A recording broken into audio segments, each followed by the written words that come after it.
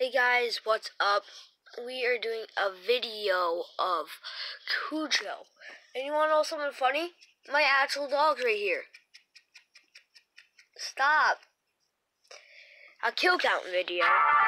Do it. Welcome to the Kill Count, where we tally up the victims in all our favorite horror movies. I'm James A. Janice, and today, August 26th, is apparently National Dog Day in the U.S., so fuck it. Let's look at Cujo, the most famous killer dog of all, in the 1983 movie based on the Stephen King novel. Cujo is a real simple, real Stephen King story. Half of the movie is about a marriage falling apart. The other half has perennial 80s mom Dee Wallace and her crying kids stuck in a car with a rabid dog outside. That's really all there is to it. But that's not to say it's a bad movie. Sure, if you're only into hardcore horror, the melodramatic first act may bore you, but director Louis Teague and DP Jan de Bont shot it real well and built up a nice emotional connection to these characters, even with Donna Trent's infidelity. Plus, there's a memorable score by composer Charles Bernstein, who did the music for Nightmare on Elm Street, and you get to watch a bunch of solid dog acting. Animal trainer Carl Miller worked with a St. Bernard named Mo and between 4 and 9 other pooches to get the shots they needed, along with an occasional puppet and a dude dressed in a dog suit. All of this comes together in an adaptation that Stephen King himself is a big fan of, and for our purposes, it's got a few kills in it to count. Let's find out how many and get to them.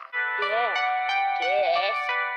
The movie begins with a little bunny Foo-Foo hopping through the forest, getting chased by Cujo, who wants to make him dead. At this point, Cujo is still just a regular old playful St. Bernard, with nothing wrong about him besides the lack of a barrel full of brandy around his neck. That all changes after the rabbit he's chasing escapes into a burrow, and Cujo pops his head in, thinking there's an open house going on. Instead, he finds a bunch of Zubats everywhere, who swarm him when he barks, with one of them biting him on the nose. And that, my friends, is Cujo the Killer Dog's origin story. Time to meet the Stephen King kid character of this movie, Little Tad Trent. He's so afraid of monsters in his closet that he can't even manage the old turn off the light and run technique. So he has his parents Donna and Vic come in to help comfort him to bed. They do so and share one of those Stephen King colloquialisms that he just loves to give his characters. Overdone with gone, right?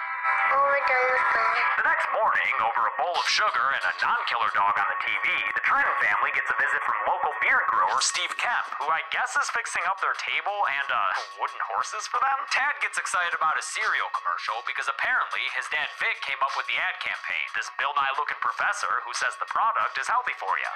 Nope, nothing wrong here. It's apparently a successful campaign, but I think a stuffy old professor would make the worst spokesman for a kid's cereal. I'll tell you someone else who isn't impressed by that cereal's Ivy League egghead endorsement. Donna, since it turns out she's cheating on Vic with Steve Kemp. Sorry, Vic, but maybe you wouldn't be getting cucked if you had come up with something better, like the Cookie Crisp dog. Cookie Crisp. Fun fact, though, Steve was played by Dee Wallace's husband at the time, Christopher Stone. So in reality, this is a married couple. Sadly, Stone died in 1995 of a heart attack. Rest in peace. Vic's having issues with his car, so he tries to take it into the local Castle Rock mechanic. When that guy's too busy for him, Vic has to drive all the way out to another mechanic, Joe Kamer, who lives a few miles out of town. He takes the whole family with him, and after he introduces himself to Joe, title dog Cujo rolls all up into the scene, just jowling his way towards the Trentons and Joe's son Brett, who assures them that Cujo's a nice, friendly dog who wouldn't hurt a fly. Yeah, I mean, even if that is true, though, maybe don't stick your face in that dog's face, kid, especially because his nose has got a nasty herpes-looking sore where that bat bit.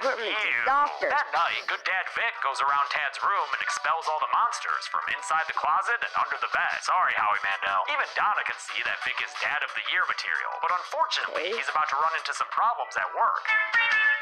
Nope, nothing wrong here.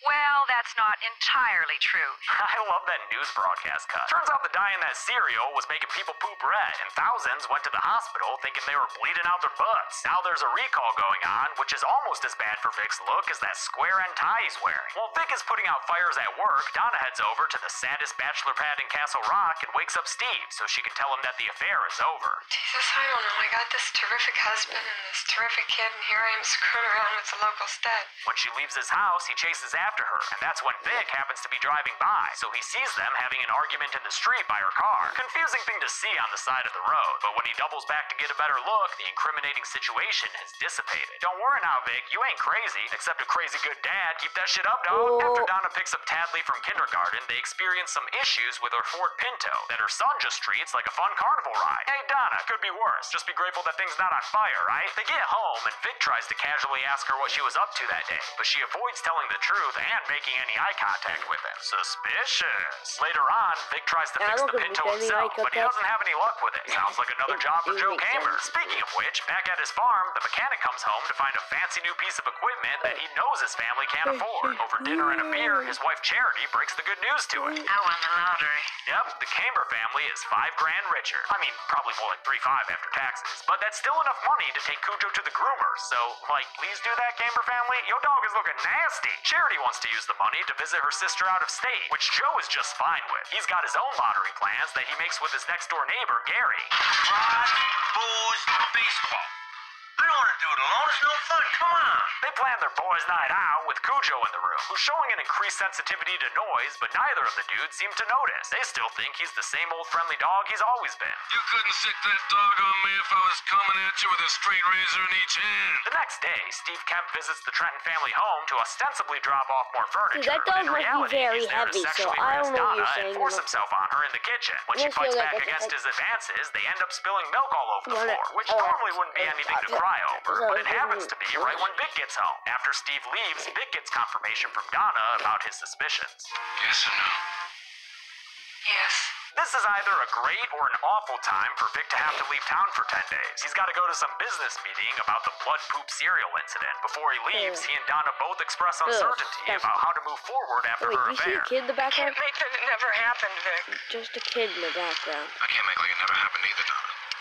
I know that. With things still unresolved, he leaves town. Also leaving town is Charity and Brett Kamer, off to visit Charity's sister in Connecticut, and leave Joe to have some hangover-esque shenanigans with Gary. After they leave, Cujo marches from the horizon towards the home of Litterbug Gary, who's got his own personal trash dump out back behind his house. Even Gary can see that Cujo ain't looking right, so he tries to run away from the dog, only to get attacked on his back porch. He's able to throw the dog off of him and get back inside his house, locking the door behind him and grabbing a gun off the wall of his extraordinarily messy home. But a screen door ain't gonna keep a rabid St. Bernard out, so Cujo busts through and attacks Gary again, doing a little dance with him before he gets him on the ground with his throat in his mouth. The dog gets vicious with the nasty trash man and eventually kills him on his dirty, dirty floor. We get a better view of the body later after Joe pays Gary a visit and finds him lying on the floor covered in blood. Nice. Joe is scared shitless at the sight of his dead best friend and tries to call someone for help, but Cujo shows up all like, "I wouldn't do that if I were you," and Joe finally realizes that he's rabid, just in time for the giant dog to attack him and charge him in a first canine POV shot, then kill him off screen. Way to eat the hand that feeds, Cooch. Donna takes the Tadster with her as she heads to Joe Kamer's place to get the Pinto fixed, and on the way, the car starts to exhibit even more mechanical issues. Hope y'all ready for like 40 minutes of dog barking, because after they park at the Kamer place and Donna tries to help Tad unbuckle his seatbelt, they're attacked through the window by a real nasty, slobbering Cujo. Donna manages to roll up the window on Cujo and get his big old dog head out of the car and close her driver's side door just in time to stop him from getting inside. But now these two are trapped in their car with Tad crying up a goddamn storm, and that's where we'll be for the next, forever, since that piece of shit Pinto refuses to start up. Honestly, it wouldn't be that bad of a situation, but this fucking kid won't stop wailing. Listen, Donna, you gotta show that kid who's the boss. Although, to be fair to all his tears, Cujo has quickly become the straight nastiest dog I've ever seen in my life. He is no longer a good boy. Cujo watches them all through dusk and into the night when Tad has to pee out the car door. Careful, kid, you don't want to lose anything there. Luckily, a phone starts ringing inside the house, and that gets Cujo real distracted and riled up, because he can't stand the noise. He breaks open the window to get to it, but it stops ringing right before he can answer it. Man, don't you hate when that happens? Cujo does. Look at that angry fucker. Morning comes, and Cujo is still standing guard outside of Donna's Pinto. As dawn gives way to day, the inside of the car heats up, and Donna realizes that they're down to the last bit of water they have on hand. She also notices a baseball bat on the ground nearby that could prove useful when it comes to killer dogs. Later, another phone call sends Cujo into a frothy rage, during which he smashes his head against the car and breaks off the inside door handle. That is one strong rabid dog, man. Shit, he even manages to break one of the car windows and straight up tear the outside door handle off with his mouth. At one point, after things have calmed down a bit, Donna tries to leave the car for that baseball bat, but Cujo is waiting for her and attacks her against the Pinto. She gets back into the car, but the big dog follows her inside, and there's a whole bunch of screaming and growling going on as she beats at him with a water bottle and he bites her in the leg. Eventually, she's able to to get him out of the car and close the door again. Might want to get that cut wash pronto though, lady. Last thing you need is rabies. It'll leave your head spinning more than this insane camera movement that whips around inside the car like one of those carnival rides you control with the wheel inside. They're usually shaped like apples or strawberries or some shit. You know what I'm talking about. Throughout Donna's farm adventure, we've been checking in with Vic at his out-of-town meeting, where he keeps calling back home but never getting any answer. On the second night, he finally gets worried enough to tell his business partner that he has to head home. Something must be wrong, and he can deal with the blood problem himself. Day 3 comes, and Donna wakes up to Tad hyperventilating in the car. Oh shit, that is not a face you want to see your kid making. And the dog isn't making anything better. Thanks a lot, Cujo. Donna eventually gets Tad breathing again, but clearly this is not a sustainable situation. Back at the Trenton home, Steve Kemp lets himself in and caresses some knife blades, making me real happy that Donna and Tad aren't home. Later, Vic comes home to find the place in disarray, the bedroom torn to shreds with feathers all over the place. He tells the Castle Rock PD that it must have been Steve Kemp, surmising that he kidnapped his family as well. When the cops ask about Donna's missing car, Vic tells them it's out at the Camber place for repairs, so Sheriff George Bannerman leaves to check it out, getting over there in no time. Shit, Cujo, it's 5-0. Better scram! When George parks and gets out of his car, he sees the Pinto and is just about to radio it in when a noise lures him into the barn. Oh, he's one of those horror movie characters, huh? Cujo attacks him and knocks his gun out of his hands, so you know this guy's a goner. Cujo kills him after knocking him from the high ground and getting him on the barn floor, where he mauls him for a mo. The final fleshy terror leaves George in a gravity-defying death pose as Cujo turns his attention back towards the car. The cops tell Vic that they talked to Steve Kemp, and although he admitted to trashing the house, he said he never saw Donna or Tad. When the cop also mentions that they haven't heard back from Sheriff George yet, Vic takes it into his own hands to head out to the Camber place. Are we gonna have a last-minute daddy rescue? If so, he'd better get there soon, because Big Bad Tad is almost down and out from all this heat and dehydration. Donna finally decides it's time to get out and make a run for the baseball bat, which she gets to right as a very bloody Cujo runs up to her. She beats down the dog, but since nobody wants to see a dog pummeled with a bat, rabbit or not, it's all done through clever camera movements, editing, and sound effects. Eventually, the bat breaks, leaving only a jagged little shank with a handle. It ends up working out after Donna trips, and Cujo accidentally jumps right on top of it, getting impaled through his St. Bernard belly and apparently dying right on top of Donna, until she rolls him off of her. She said, "Roll over, boy." Donna picks up the sheriff's gun and thinks about double tapping the deadly dog, but instead heads back to the car and pistol whips the back windshield to break into it and free Tad. She takes her unconscious son inside the house and gives him some water and mouth-to-mouth, eventually resuscitating the little tadpole back to life. But this is the moment when the supposedly dead killer comes back to life for one last scare. So Cujo jumps through the window and turns on his heels to face down Donna and Tad with a mouthful of mange. Donna grabs the nearby sheriff's gun and fires into the camera, killing Cujo off screen. And for once, I'll make an exception to the no dogs on the count rule, because come on, it's freaking Cujo, and it's National Dog Day. I don't want to be disrespectful. The movie ends with Vic pulling up to the Camber place and embracing his wife and son on the porch in a freeze frame. So how's it work out when you send a dog to do a killer's job? Let's find out and get to the numbers. Cujo? I love that one.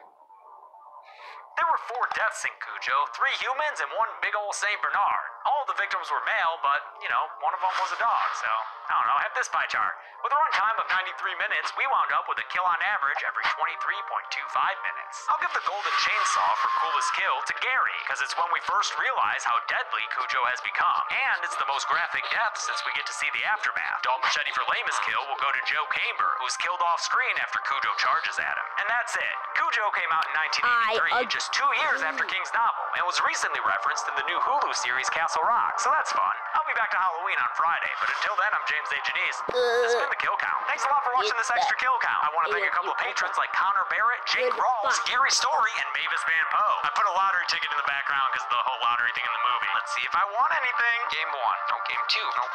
Game 3. So I didn't win any of that, and then game 4. Nope. Okay, and then game 5. Nope, I won nothing. Also, this is Austin, a bat we bought in Austin, Texas. They have bats there. Bat good people.